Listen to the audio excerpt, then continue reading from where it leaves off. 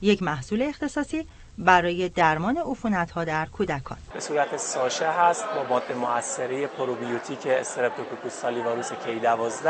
توی اطفال اثرگذاری خیلی مناسبی رو میتونه داشته باشه با طعم بسیار خوشمزه توت فرنگی. این پروبیوتیک میتونه به حفظ سلامت دهان، حلق، گلو و لوزه‌ها کمک بکنه. این فراورده یک ساشه زیسیار یا پروبیوتیک است که در یک شرکت دانش بنیان داخلی طراحی و تولید شده. پروبیوتیک ها ترکیبات یا اصطلاحاً اینطوری اگر بگیم میکروارگانیسم ها یا موجودات زنده هستند که اگر افراد اون را رو به میزان کافی و به مقدار کافی استفاده بکنن میتونه فواید سودمندی رو روی سلامت اون فردی که مصرف کننده هستش داشته باشه.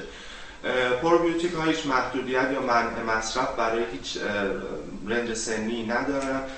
همه افراد میتونن اونها رو مصرف بکنن. این دارو برای کودکان 6 ماه به بالا مناسب است. مکانیسم اثر کیدیگارد هم به این صورت هستش که باکتری که داخلش باکتری های پاتوژنی که توی ناحیه دهانی هستن رقابت میکنه و باعث بهبودی میشه. از طرف دیگه حالا سایتوکاین های پیش التهابی رو هم کاهش میده. این محصول از التهاب حفره‌های دهانی هم پیشگیری میکنه و موجب رفع بوی بد دهان میشود. مشابه محصول در داخل اصلا ما نداریم و 0 تا 100 کیدیگارد در ایران از طراحی، تولید و مهندسی انجام شده.